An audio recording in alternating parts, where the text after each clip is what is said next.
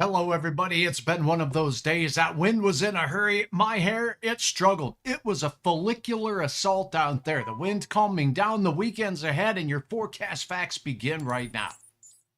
But first, my friends at Robert Gibb & Sons want to let you know that you can turn cold water into comfort. They've been serving our community for over 110 years, providing trusted plumbing and heating services, and they have a list and variety of top-tier water heaters from traditional tank models to those modern tankless systems, ensuring the best fit for your home. Give them a call today. Let them know that Hutch sent you. Now let's take a look at what's going on with regards to our gusts and our winds today. They were very strong. Where you see the reds here, we had gusts over 50 miles per hour. No one did hit the 60-plus mile per hour category throughout the 24 hours today. We did see some very robust winds across the valley. 40 to 55 mile per hour gusts across our area. Temperatures falling, and as we take a look at the forecast, a lot of folks asking, can we see the train of planets that'll be out there tonight? Well, in some areas, and the best chance appears to be south. Sometimes rather than showing models, I'll show you in a second, it is best to take a look at what the satellite's showing right now. And what we have is a batch of high clouds making their way out of Manitoba, out of Saskatchewan, streaming across the Dakotas. None of these are really thick clouds, but they will limit some of our viewing of any sky or astronomical events for the evening tonight. We do have some clouds stretching all the way into parts of South Dakota and northwest Minnesota as well. So the best chance at seeing some clear skies in the early night will be down to the south. Here's a quick look at the modeled forecast as we head into the overnight hours with regards to the clouds alone and the precipitation. So as we set this into motion, clouds streaming over mainly the western one half. This model shows most of it will be clear as we go through the overnight hours and really throughout most of our Saturday. So here's daybreak. So that shows crystal clear skies in our area, but I digress and say that what we just looked at with regards to the satellite imagery out there showing quite a different story.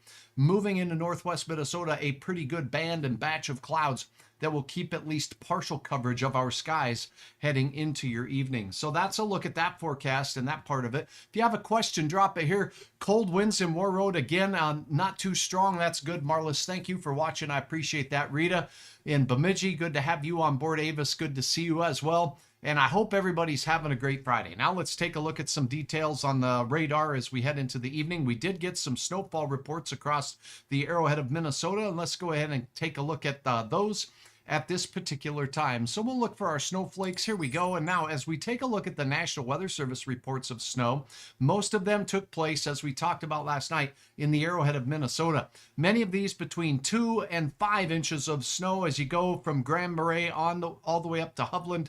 And that's where most of it fell. And the UP of Michigan picking up some healthy snowfall totals as well. And that's it for this system. So it was mainly blow as opposed to snow, with the big winner, that Hovland, Minnesota area, at about almost 5 inches of snow for the day today. Now let's take a look at our temperatures going on right now, and I'll switch that over on the latest look at what's going on. Now those wind speeds right now, as we take a look at those, let me see, I'm having trouble seeing my page. There we go.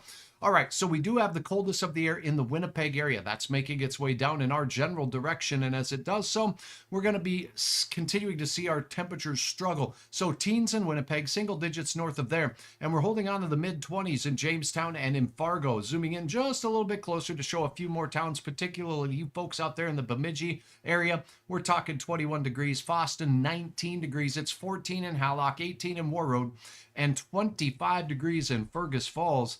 And out to the west, as we look at the western Dakotas, that's where the heat is on.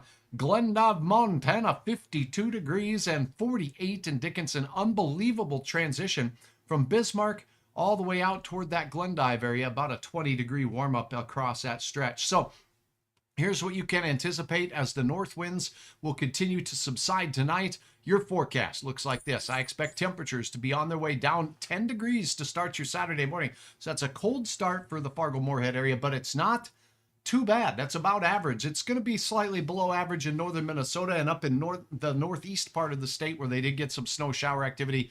we're going to see temperatures be below zero in a few spots. Wind will decrease from 35 mile per hour now to around 10 to 15 miles per hour as we start out your day. Your Saturday afternoon temperatures will be mighty warm, once again hitting those 50s out in Glendive in the western part of the Dakotas near Beach and Medora, down into Buffalo, South Dakota. We'll see some temperatures here in the central and eastern third of North Dakota. Really, that will be near 30 degrees for all areas until we get up into the Northern Valley, some low to mid 20s there. Grand Forks, all the way up to Warren, and I expect the same thing to be the case for the Hallock and the Walhalla areas. Brainerd, it looks like 25 for your afternoon snapshot temperature on Saturday at 4 p.m. Bemidji, 23 degrees. And oh, by the way, wind becoming southerly throughout the day. Still a little bit of a northerly component up in northern Minnesota, but most of us enjoying a nice change. Planning forecast as we go through. Nathan, good to have you on board. Thanks for watching.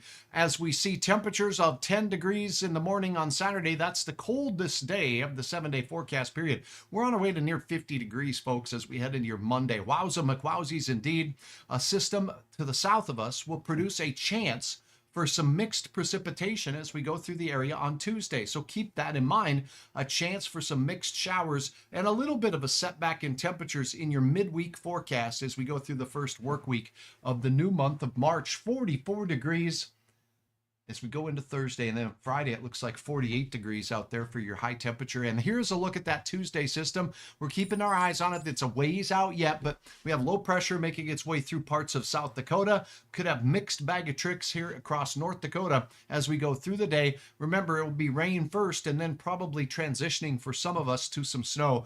At this point, it doesn't look like a real heavy system, but definitely a spring-like type system with the types of weather that will be employed there.